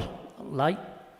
Bueno, te voy a responder, comprendo que es turno del fiscal, pero en la parte de esa, lo primero porque lo tocamos en un libro, precisamente del Colegio de Médicos, Decisiones Críticas, lo del planteamiento de testigos de Jehová, ¿no? Lo tocamos y ahí trabajó también el fiscal. Cuando me dices eso, el médico lo tiene claro a la hora de que lo que debe de tener en las instrucciones previas, yo hablaba de la no incineración mía, pero tengo un representante que es el que tiene que actuar, siempre se nombra un representante en las instrucciones previas, no se le deja solamente en las instrucciones previas el mochuelo al médico responsable, sino que además se nombra un representante que es el que tiene que hacer cumplir en este caso, mis instrucciones previas. La vía judicial es lo que te está preguntando. Sí. A ver, yo creo que la pregunta que ha formulado Eladio tiene dos vertientes. Una, que tú te llama la atención un poco, que podría reducir la litigiosidad. Yo permíteme respetuosamente que discrepe, porque el artículo 11 sí contempla que puedan introducirse estas cuestiones. A veces es verdad que puede dar lugar a determinados problemas, pero es que yo creo que ese documento es un poco la sede donde tienen que ir ubicadas esas precisiones. Porque el artículo 11 habla expresamente, dice, por el documento de instrucción previa, una mayor capacidad, una persona mayor de edad capaz y libre manifiesta anticipadamente su voluntad con objeto de que ésta se cumpla en el momento de que llega a situaciones en cuyas circunstancias no sea capacitada o pueda expresarlas personalmente sobre los cuidados y el tratamiento de su salud, una vez llegado sobre sus cuidados. Es decir, ahí estamos ya contemplando una arista que permite hacer ese recorrido de una serie de disposiciones que es verdad que a veces generan discrepancias, sobre todo porque en la mayoría de los casos van anudados problemas económicos, problemas patrimoniales. Cuando se dispone que me cuide fulano y al mismo tiempo hago la institución de heredero, bien sea en favor de uno de mis hijos, de mis sobrinos, de la cuidadora de Alicante o de tal, evidentemente los otros que están interesados van a decir, bueno, pues, ¿en qué condiciones ha hecho ese documento? ¿Bajo quién, bajo qué autoridad? ¿Cómo se ha realizado? Etcétera, etcétera, etcétera. Y entonces eso hace cuestionar, pero el artículo, en mi opinión, es evidente en cuanto a la posibilidad de hacerlo ahí. Y yo creo que está bien ubicado, sin perjuicio de que, bueno, que puede dar lugar en algunos casos, no en todos. Habrá muchos documentos de instrucciones previas que sean pacíficos. Se trata de respetar la voluntad del que lo hace. Y, en segundo lugar, en relación con los testigos de Jehová se han planteado situaciones dificilísimas.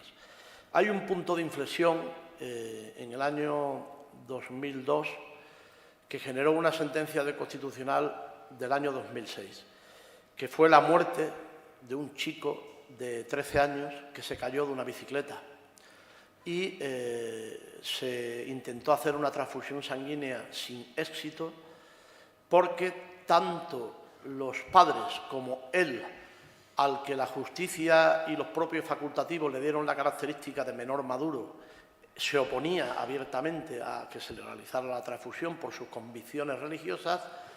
Hubo un periplo procesal jurisdiccional donde el fiscal acusó de homicidio imprudente, el chico terminó muriendo porque se le aplicó un sucedáneo aquí en Madrid, lo trajeron a Madrid al cabo de... Esto venía, creo recordar, de una capital de Castilla y León, no recuerdo exactamente qué sitio venía. Si era, no me acuerdo, ¿no?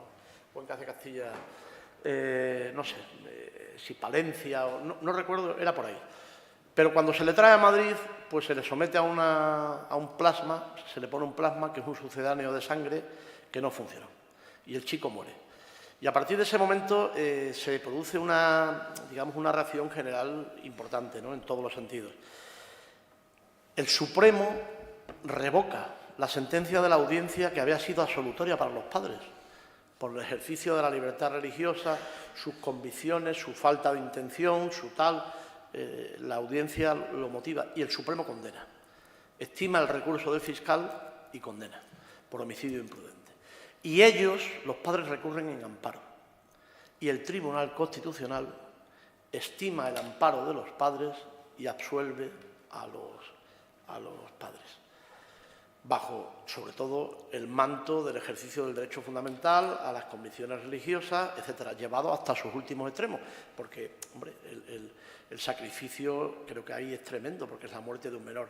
A raíz de ahí, en el año 2012, la Fiscalía General del Estado elabora una circular de asistencia al menor en los casos de conflictos con los testigos de Jehová, y el problema, desde una perspectiva de menores, se encuentra cubierto en la medida en que, bueno, pues inmediatamente por parte de los médicos se está instando ante el juzgado de guardia la autorización judicial para todos los actos que sean necesarios, pero respecto de los mayores de edad hay mucha más discrepancia. Es más, yo recuerdo un auto de Valladolid y otro de San Sebastián, que es fácil también decidir los magistrados a posteriori, ¿no? Porque claro, los médicos, en ningún caso un médico de urgencias a las 4 de la mañana con una necesidad de transfundir sangre por una hemorragia está cubierto y siempre se les ha justificado. Pero luego llega el recurso a la audiencia y dice, no, pues el magistrado dice a posteriori, pues le asiste razón porque la libertad, porque para arriba, porque para abajo. El derecho a la vida y la integridad física, sobre todo el derecho a la vida, es un derecho constitucional, está en el artículo 15. Y el deber de curar es un deber del médico que lo tiene que ejercer a toda costa. Y finalmente, respecto a las precisiones que dice de incineración que pudieran entrar en conflicto con familiares, pues pasa un poco como con la donación de órganos. Hay veces, yo he conocido situaciones en Extremadura y alguna vez se ha planteado conflictos donde los familiares no querían hacer la donación, y sin embargo con la instrucción previa, con un documento por escrito, se ha hecho valer y de ese modo, es decir, ahí triunfa la voluntad del que hace el documento a toda costa, por encima de los familiares, precisamente por el ejercicio máximo de la autonomía personal. Buenas tardes. Yo les agradezco mucho sus exposiciones porque lo que me han surgido son muchísimas preguntas. O sea, no voy a hacerlas, por supuesto no voy a hacer más que una, que es muy fácil. Yo sí que tengo hecho lo que llamaban el testamento vital, pero yo la idea que tenía es que comprendía la parte sanitaria. Esa era la idea que yo tenía. Y entonces mi pregunta sería, ¿cuáles son los límites de ese documento? ¿Cuáles son los límites?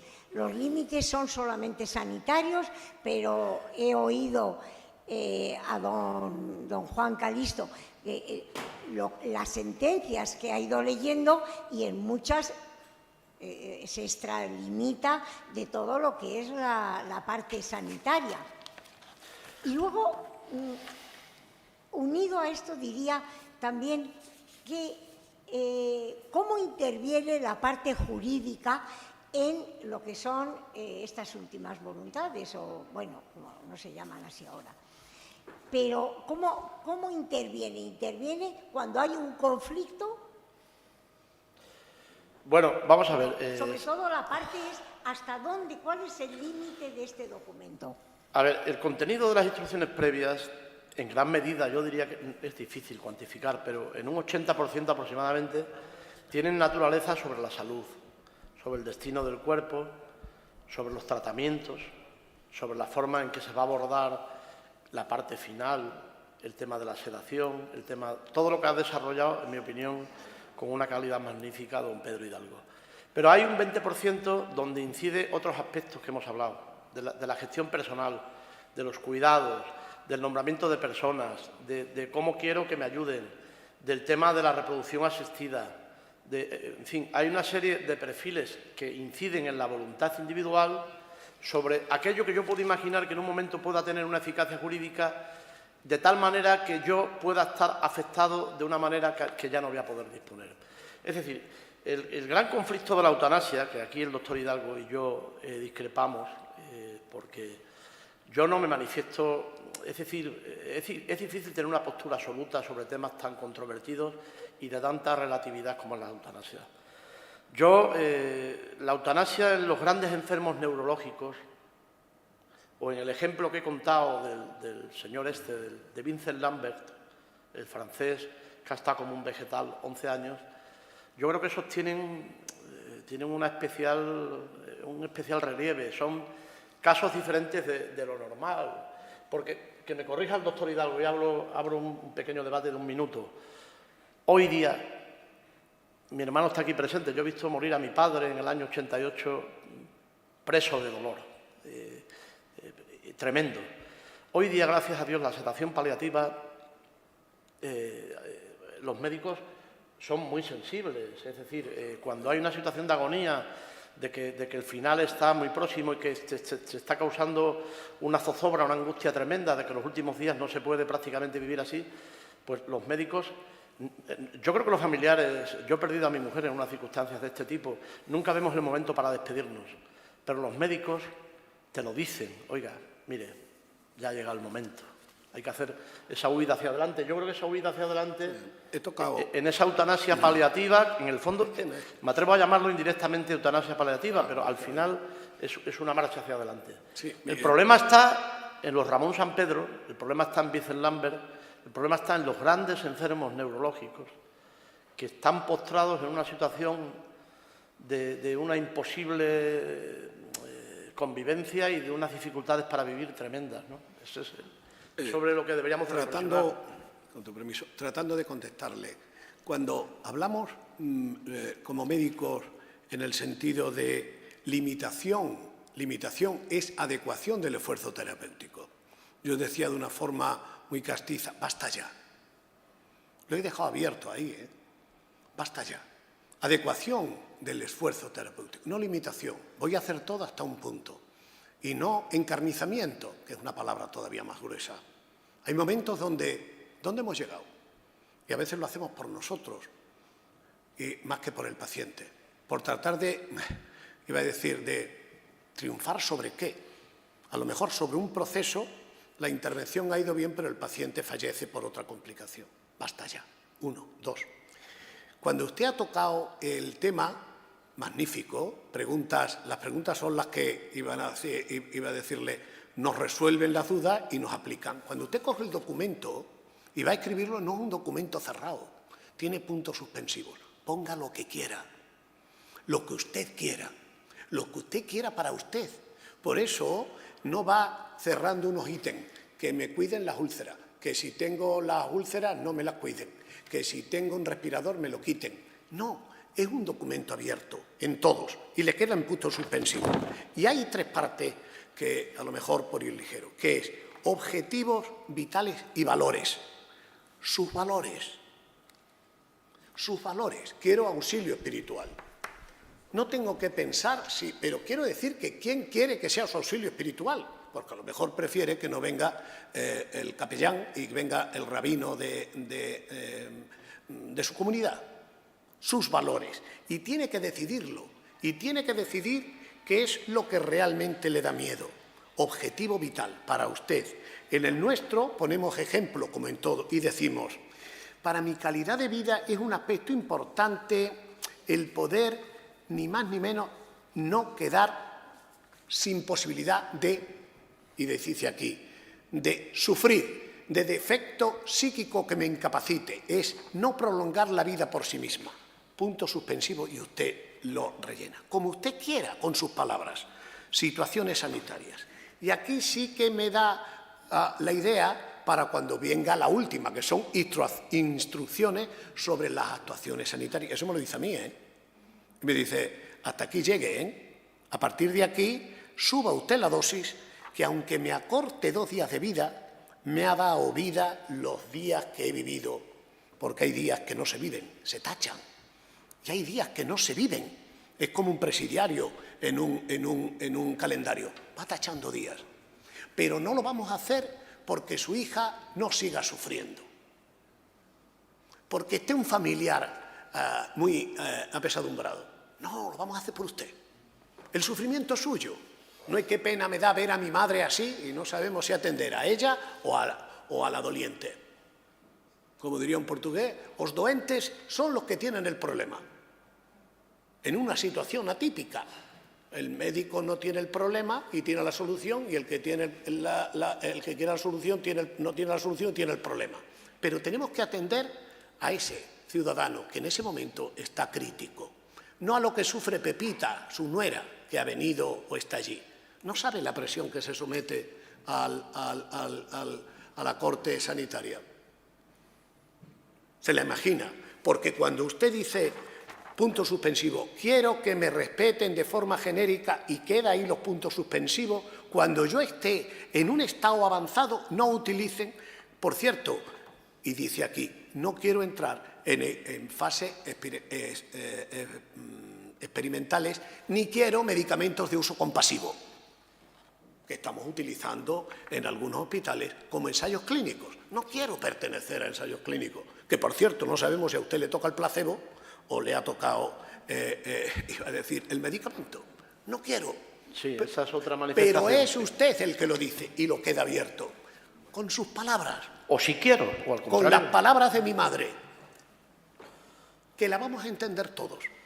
Por eso, antes decía, ¿quién debe de estar a mi lado? Nosotros dijimos, y seguimos diciendo, que sería bueno que cuando se hace, bueno, el notario, el hombre puede saber mucho de esto, pero está para dar fe de lo que se supone que usted quiere.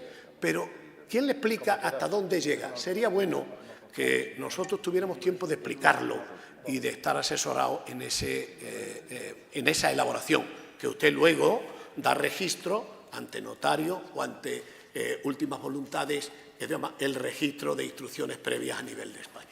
No sé si le he respondido, pero con sus palabras, punto suspensivo y escriba, que la vamos a entender todos. Muchas gracias.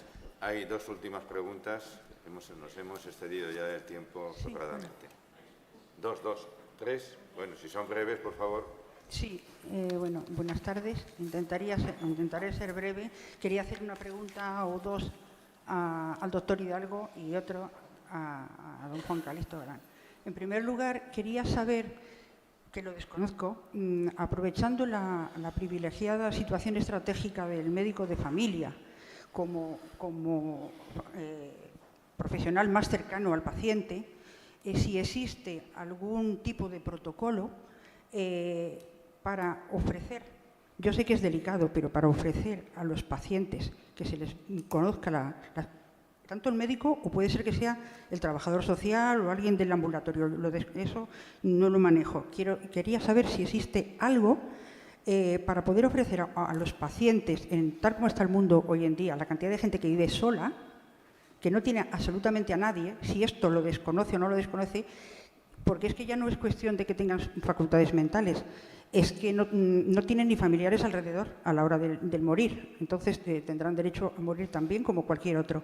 Y ofrecerles de alguna manera delicada que hagan esto, ya que lo desconocerán seguramente. Eso por un lado. Por otro lado, quería saber también si se generaliza o no se generaliza la implantación de departamentos de medicina legal en los hospitales. Yo conozco, por ejemplo, el del Clínico de Madrid desde hace 20 años, en Barcelona, tal, pero no sé cómo se maneja, porque claro, echarle toda la responsabilidad de temas tan delicados a los médicos especialistas, que además de saturados de trabajo no tienen una formación en medicina legal suficiente o actualizada, un poco descargarles un poco de esto y que este tipo de situaciones que pueden surgir delicadas en los hospitales, del bien o mal morir y todo esto, lo cometa alguien dentro del hospital, como a modo de protocolos, porque claro, si no, habría que volver. Si no, habría que dirigirse al departamento me imagino que a la Escuela de Medicina Legal, al Instituto de Medicina Legal de cada provincia, y sería muy largo, muy tal, y mientras se nos muere el señor, ¿no? Entonces digo yo que no sé cómo se gestiona eso por un lado. Y por otro lado, para don Juan Calixto Galán, quería saber, porque en eso vamos a estar todos, es lo único que tenemos claro, ¿verdad?, que nos vamos a morir, que si hacemos unas disposiciones previas en nuestra comunidad autónoma, si deberíamos hacerla también a nivel nacional, puesto que posiblemente no haya una conexión tan fluida como suele ocurrir, y nadie nos quita que nos toque la muerte en nuestro sitio de veraneo, por decir algo. Entonces, evitar todas estas complejas situaciones, si hubiera a lo mejor, si el registro de Madrid, por ejemplo, no vale en Extremadura. Está muy claro. Entonces, lo respondo porque el párrafo 5º del artículo 11 efectivamente contempla ese registro que lo crea el Ministerio de Sanidad para que todas las historias clínicas contengan naturalmente lo que usted dice, ¿no? Si está en Málaga o está en Pamplona, pueda tener esa previsión, y ese registro nacional de instrucciones previas se rige por el Consejo Interterritorial del Sistema Nacional de Salud. Por tanto, en ese sentido puede estar tranquila. Sí, a nivel nacional. Tratando de responder a lo que usted decía, ¿me habrá visto cuando le he dicho dónde, cómo y cuándo se lo digo al paciente? ¿Dónde se lo digo? ¿Y cuándo? ¿Cuando está sanito, que no va a la consulta? ¿O cuando está muy malito, que dice, tan malo estoy, decía yo, para que me lo diga? ¿Existe un protocolo? No. Fíjese lo que he dicho, que la mitad, 1/3 de los médicos se la había leído, el resto no. Fíjese la encuesta que he presentado, que el fallo entra por quien entra. Vamos a empezar todos. ¿Y dónde? Por eso se daban las gracias aquí de que en foro ciudadano se pueda expresar y vengamos con dudas y a tratar de perfeccionarlo. ¿Hay un protocolo para que el médico de familia próximo, cercano? Sí, que hay el sentido común del ejercicio, que no se puntúa en la EBAU, sino que se viene diciendo, hombre, es conveniente que vayamos diciendo en algún momento, no sería malo que tuviéramos, pero lo dices como aviso a navegantes, sin fijarte en María ni en Pepe. Pero sí lo vamos diciendo. El que se lo diga a alguien cuando está especialmente, sí que se le viene diciendo de alguna manera hábil, cortés y con mucha, iba a decir, con mucha dulzura, Juana, sería bueno que tuvieras preparado si quieres quedarte la operación en el hospital o si quieres venirte a casa. Y sería conveniente que dijeras si quieres que te traten aquí o si el dolor es o los de paliativos, si es en otro lado. Saber dar, decía yo, las malas noticias, las irremediables noticias. Ese es el arma poderosa de la comunicación del médico. ¿Dónde? Pues a ser posible en foros antes de caer, y luego los que estén más convencidos son los que vienen a decirte, pues yo, redácteme usted que lo que no quiero es esto, y muchas veces vienes a hacerlo. ¿Y usted ha hecho? Me lo pregunta a mí. ¿Usted ha hecho alguno en este tiempo? Ninguno. ¿Me ha venido alguien a pedir? Ninguno.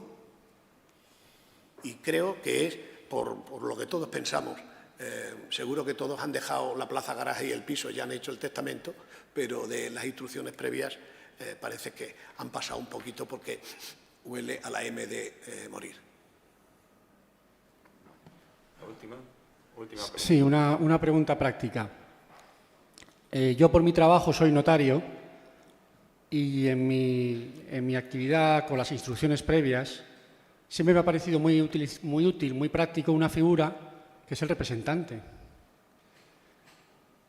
Entonces quería confirmar desde el lado práctico ya en la práctica hospitalaria con con Pedro Hidalgo si realmente es así, porque a mí me lo parece. Es decir, es inabarcable el escenario de situaciones sanitarias en que te puedes acabar encontrando. Por supuesto, las instrucciones funcionan cuando ya no estás en tus capacidades. E interpretar ese documento, que por extenso que sea tiene 4 folios, 5 folios, pues es complicado. Y también desde el punto de vista del médico, por su responsabilidad. Pensando en batiburrillos familiares que puede haber, opiniones enfrentadas en el entorno del paciente. Yo siempre he recomendado mucho que esa opción, porque creo que es una opción, se ejercite, es decir, que el documento de instrucciones previas vaya con representante. Aparte, el representante tiene una utilidad práctica también, final, que es la tenencia del documento, ¿no? Se ha comentado aquí lo del registro, que en teoría existe, el registro nacional, pero bueno, estos sistemas son falibles, ¿no? O sea, no son 100%.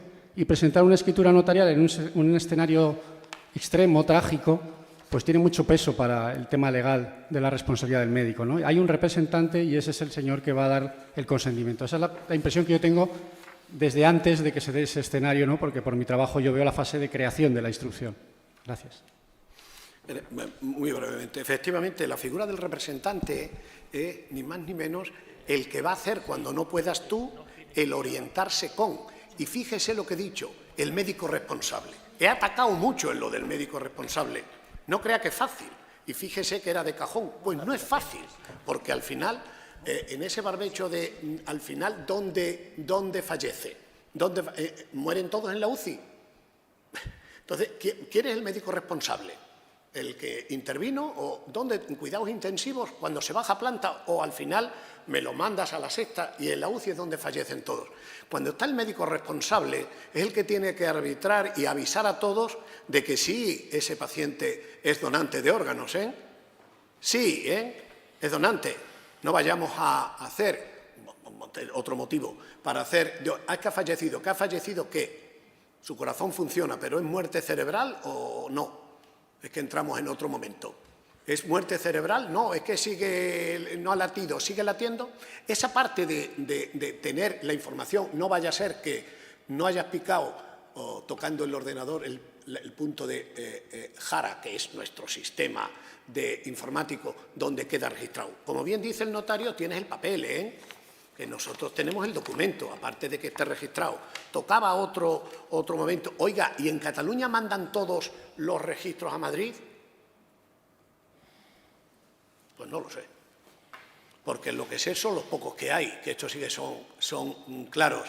Pero si ese representante existiera, o existe, será el primero que tiene que decir yo tengo y sé lo que pidió y el instrumento que tiene de últimas voluntades que decía el notario. Decía yo, notario, que sería bueno muchas veces, hombre, no que me ponga en la consulta de asesoramiento porque va a decirlo, pero que muchas veces puede costar ¿qué me quieres decir? Por eso decimos palabras sencillas o incluso llévalas escritas para decir qué quieres que asiente, porque va a ser más fácil hacer esa escritura de tus últimas voluntades. Sí, yo quería completar únicamente, decir, es difícil abordar todo porque en una charla el artículo 11 contempla, es el interlocutor, efectivamente es la persona, y eso es importante porque puede haber decisiones, una última quimioterapia que no se sabe si va a ser encarnizamiento, el tema que ahora, yo los últimos casos que he conocido desgraciadamente, incluso de amigos, ensayo clínico sí, ensayo clínico no. Claro. El representante tiene mucho que decir en función de esas instrucciones previas, por lo tanto su aportación es valiosa. Bueno, y la última pregunta, pero de verdad. Bueno, muchísimas gracias, primero por su exposición y segundo por ampliar y aceptarme esta pregunta. Yo tengo hecho lo que inicialmente era testamento vital y lo hice con el protocolo de la Comunidad de Madrid. Es decir, no lo hice en un notario como se puede hacer, sino que hice ese. Y desde luego me ha descolocado un poco el modelo que entiendo que presentaba usted, el doctor, cuando incluye aspectos como cómo quiero que sea mi entierro, si soy religiosa. Todo eso en mi testamento vital no aparece. Aparece únicamente qué deseo yo en lo que es la atención médico-sanitaria. Es decir, si yo deseo que se me informe si tengo una enfermedad si voy a aceptar el que se me prolongue la vida innecesariamente, que yo entiendo que es innecesariamente, que se me apliquen determinadas... O sea, únicamente se refiere a eso. Y en el momento que yo lo hice, no estaba aprobada la eutanasia, que fue el verano pasado. Entonces, ahí nos dieron la opción de incluirlo si estábamos deseosos de que, en el caso de que se contemplara la posibilidad, porque no siempre se contempla, eso ya es un grupo de especialistas de distintos niveles que determinan si esa persona es no sé la palabra. Sí, se la puede, está en condiciones o responde a las... Recuerde que tiene tres, el trípode fundamental va igual en todos. Y usted es la que dice cómo lo quiere, con sus palabras. Por eso son en punto suspensivo sin ítem para cerrar. Y van en 3 puntos. Los objetivos vitales y sus valores, que son suyos. Lo que habla de situaciones sanitarias, lo que te entiende como la actuación sanitaria que quiere o que no quiere, y luego la actuación de los sanitarios. Es decir, lo que usted me dice que yo no tenga que hacer. Con lo cual entra cubierto todo. Sí, que se amplió incluso cuando entra la LORE en el 2021, le da esa posibilidad en los 2 modelos que yo decía, directamente el sanitario o usted directamente el aplicarse la medicación para terminar con su vida en ayuda a morir, pero también genera para después de muerto, porque dice, y mi cuerpo puede ser donado a la ciencia. Y lo puedo poner o no lo puedo poner, pero usted debe de ponerlo y debe, como va a estar dentro de una institución sanitaria, si está, y quiero auxilio espiritual. Y sí puede ponerlo y debe de ponerlo, porque está en objetivos y valores. Mal hecho quien no lo contemple, porque la ley lo que trata es precisamente de que sus actuaciones sean para cuando usted no pueda decidir. Sí, pero yo entiendo, disculpe que le interrumpa, yo entiendo que eso forma parte de algo más íntimo que en el caso de mi representante, y yo eso se lo comento, me parece que es otro nivel. Quiere decir que lo puede modificar o lo puede dejar en manos de su representante, claro que sí, como quiera. Bueno, pues... Muchísimas gracias. Pues todo lo que haga no deja en manos de representación de nadie.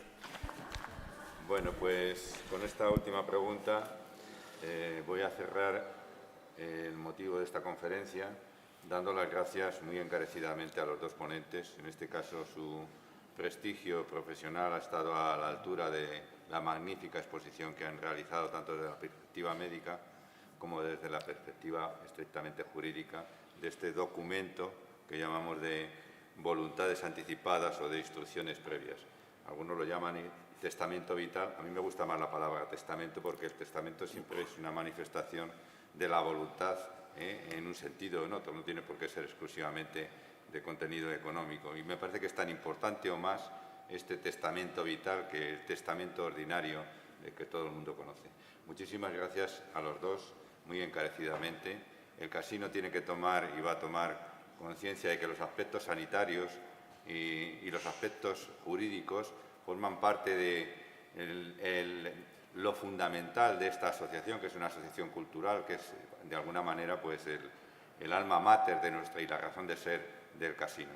Y pienso que conferencias de este índole, de carácter sanitario, médico, jurídico, pues son mucho más instructivas a veces que las de carácter pues meramente de otra índole. No vamos a mencionar aspectos concretos y pienso que deberíamos y vamos a tratar en la Junta Directiva de que seamos más proclives a este tipo de conferencias. Muchísimas gracias también a todos ustedes por su asistencia, sin la cual pues no tendría ningún motivo ni razón de ser el casino. Y nada más, espero que la próxima vez contar también con su presencia. Gracias a todos.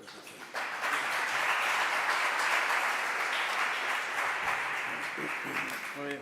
Pues nada.